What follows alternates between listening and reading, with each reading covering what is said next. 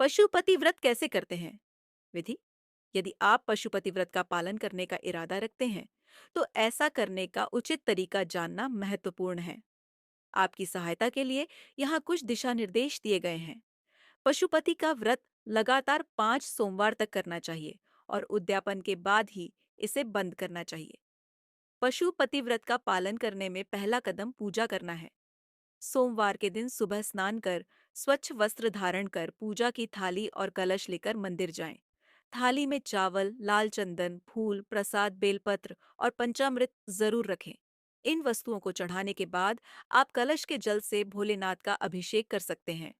अभिषेक के बाद दीपक जलाएं, भोग लगाएं और भोलेनाथ की आरती करें। आप पूजा के बाद अपने सुबह के भोजन में फल और मिठाई का सेवन कर सकते हैं। शाम को वही थाली मंदिर ले जाएं। साथ में 6 दीपक और घर से खाने के लिए कुछ मीठा भी ले जाएं। मंदिर में घर का बना भोग लगाते हुए 6 में से 5 दीपक जलाएं। 2 तिहाई भोग मंदिर में चढ़ाए और 1 तिहाई घर में वापस लाएं। पूजा करते समय भोलेनाथ से अपनी मनोकामना व्यक्त करें और उनका आशीर्वाद मांगें।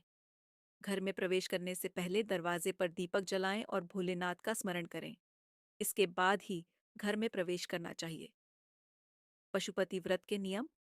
भगवान शिव के पशुपति व्रत के अपने अनोखे नियम और तरीके हैं, जिनका भक्तों को पालन करना चाहिए। इस लोकप्रिय उपवास को शुरू करने से पहले इन दिशा निर्देशों को समझना आवश्यक है।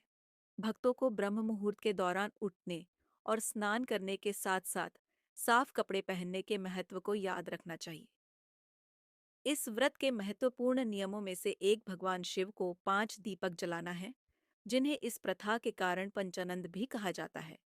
इसके अलावा इस व्रत को 5 सोमवार रखने की प्रथा है, जिसके दौरान भक्तों को मंदिर में जाकर भगवान शिव की पूजा और अभिषेक करना चाहिए।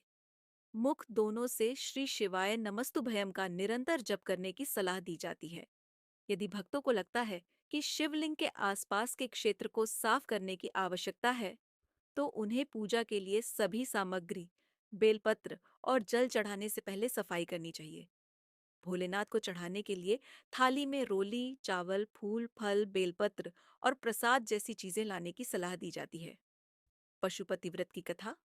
शिव महापुराण और रुद्र पुराण में कई बार उल्लेख किया गया है कि पशुपतिनाथ जी की कथा सुनने से एक भक्त को उसके पापों से मुक्ति मिल सकती है। वह अपार सुख प्रदान कर सकता है और उसे शिव का प्रिय बना सकता है। पशुपति व्रत कथा किंवदंती है कि एक बार जब शिव एक चिंकारा के रूप में ध्यान कर रहे थे, तब राक्षसों और देवताओं के संघर्ष के कारण तीनों लोकों में अराजकता फैल गई।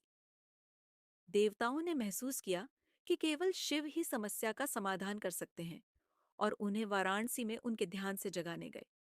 हालांकि देवताओं को पास आते देख शिव ने नदी में छलांग लगा दी, जिससे उनके एक सींग के 4 टुकड़े हो गए। इसके जवाब में भगवान पशुपति चतुर्मुख लिंग के रूप में प्रकट हुए और तभी से पशुपतिनाथ जी की पूजा और उपवास करने की परंपरा शुरू हुई।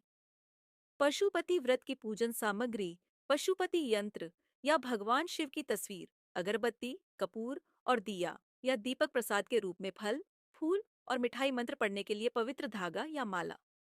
पंचामृत, दूध, दही, शहद, चीनी और घी का मिश्रण, गंगाजल या पवित्र जल, नारियल और पान अर्पित करने के लिए आरती के लिए बेल, रुद्राक्ष माला या पवित्र मोतियों से बनी माला, पशुपति यंत्र या तस्वीर लगाने के लिए लाल या पीला कपड़ा।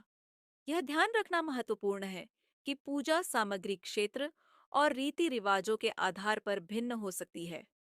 पशुपति व्रत में उपयोग की जाने वाली उपयुक्त वस्तुओं के लिए एक पुजारी या धार्मिक प्राधिकरण से परामर्श करने की सिफारिश की जाती है।